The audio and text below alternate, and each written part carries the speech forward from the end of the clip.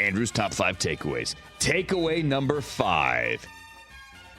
It's Jarrett Stidham time in Denver. I want to go back to Thursday for that one. And I'll say it again. Nathaniel Hackett's Broncos at this point looked better than Sean Payton's Broncos. They did. Go back and look at the numbers. They looked better. Now, I have more long-term faith in Sean Payton's Broncos than I would have in Nathaniel Hackett's Broncos. And I do think that the Broncos' new ownership made the right decision the day after Christmas to get rid of Nathaniel Hackett last year, even though it was the holiday season. This was the right move, and they'll be better in the long run. But I think we've seen enough. Russell isn't playing horribly, but Randy Gregory is out the door. Frank Clark is out the door. And I think we're at a point in the season, and I told you this last Thursday. I said it will be time for this conversation after this game because it's going to go poorly tonight. That Sean Payton is voting guys off the island. And I think it's Russ's turn. I think we all agree this is his last year. Somehow they find a way after this season ends to bite the financial bullet and find a way to take the loss, write it off, and move on.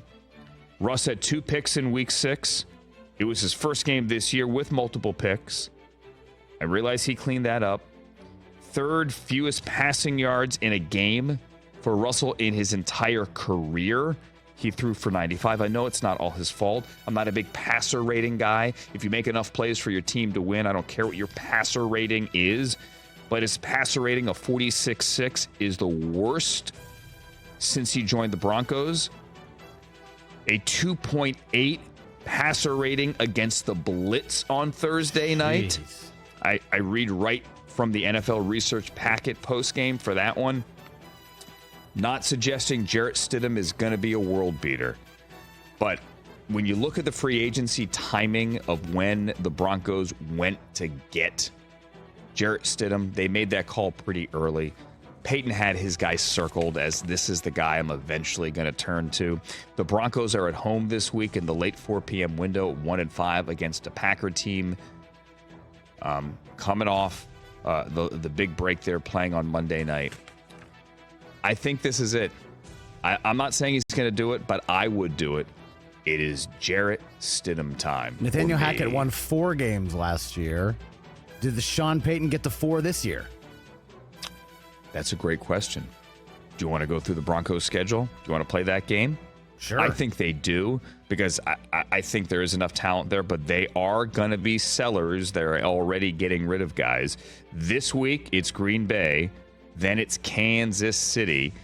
They're not going to beat them again. They play them twice in 3 weeks. Then a bye. Then at Buffalo in primetime, a Monday night game. Then Minnesota and Cleveland at home. Then Houston, the Chargers, and the Lions on a 3-game road trip. Then the Patriots, the Chargers again. And then at Vegas is Jarrett Stidham facing the Raiders week 18 with the Raiders fighting for a wild card. I don't think so. But talk about the hypotheticals. Seems like 4 maybe at the most. Yeah. So there, that is take number 5. Take away, rather, number 5. I don't want to be like take guy. I love when you tweet something or come up with an opinion, people go, that's a garbage take. Like, no, it's just what I thought at the moment, and I hit send on the tweet, garbage take. Like yesterday on that Josh Allen laser beam, throwing back across his body, hitting 85, Quentin Morris. Like I said, no one in the NFL makes that throw. And I said, I'm in no mood to argue right now. Like, I'm tired, I'm exhausted. Have you not seen Patrick Mahomes? Bro, forgot about Mahomes. Dude is tripping. Garbage take. What about Mahomes, bro? Like, Patrick Mahomes has the ability to see that throw and make that throw. But the pure RPMs, the velocity on that throw, only Josh Allen can do that. Only.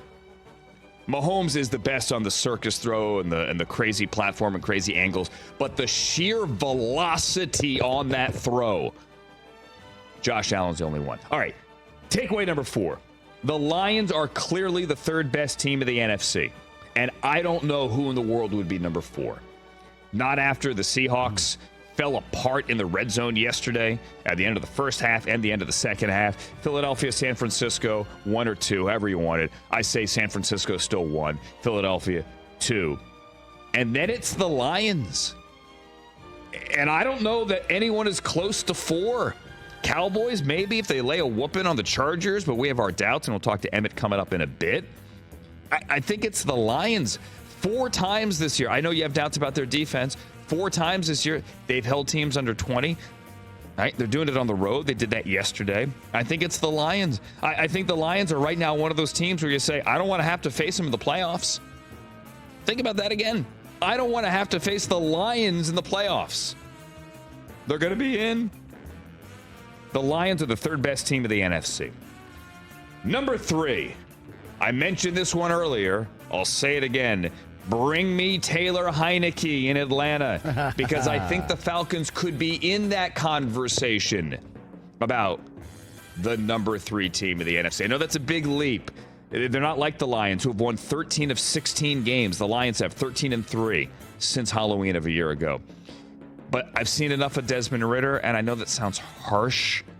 He's a good young man. He's a heck of a leader. But you could only lead an offense so much or for so long when you're leaving that many points on the field, when you could see the body language of your receivers that are so frustrated and so kind of done, it seems, with getting balls in the dirt and this over there. Look, hey, I'm a little tongue-tied here. I'm having trouble speaking, conveying, but Taylor Heineke should be the guy. I think it's time, and I think the look on Arthur Smith's face says it. Bring me Taylor Heineke, who's not going to be perfect. He's going to turn the ball over, right? I mean, he is a roller coaster ride, but it would be a cool story for him. A couple of years ago, he was sleeping on his sister's couch in Georgia, taking grad school classes online. That's when Washington called. He ended up almost leading the football team, whatever they were called at that point, to a playoff win over Tom Brady and the Buccaneers. Remember that game? Diving for the pylon. Taylor Heineke's a fun watch, and he makes the Falcons better. Taylor Heineke time in Atlanta.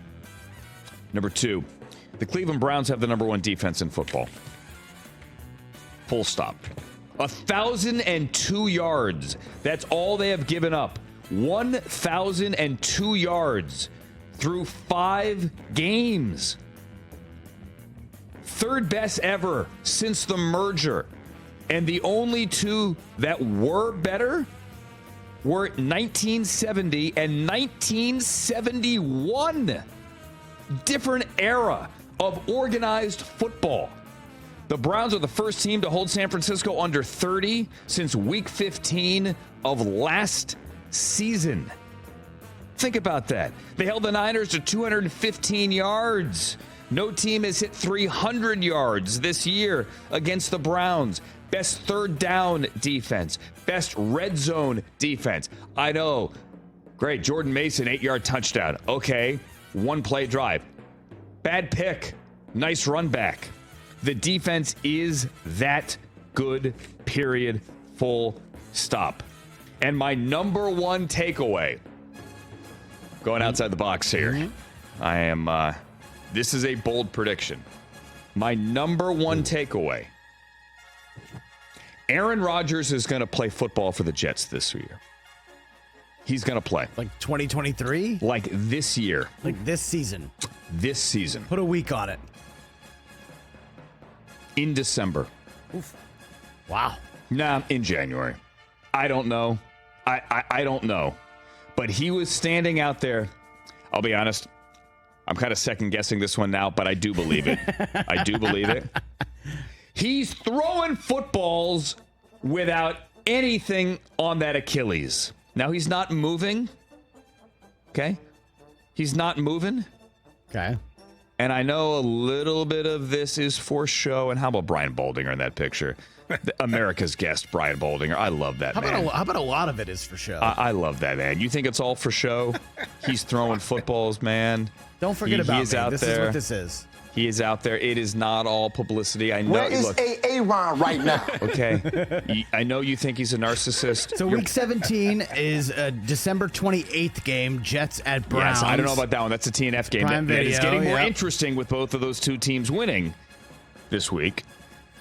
And then Week 18, obviously, Patriots. We don't know. Can what you the time of imagine day if is. he came back Week 18 in what could be Bill Belichick's final game Hey, Aaron.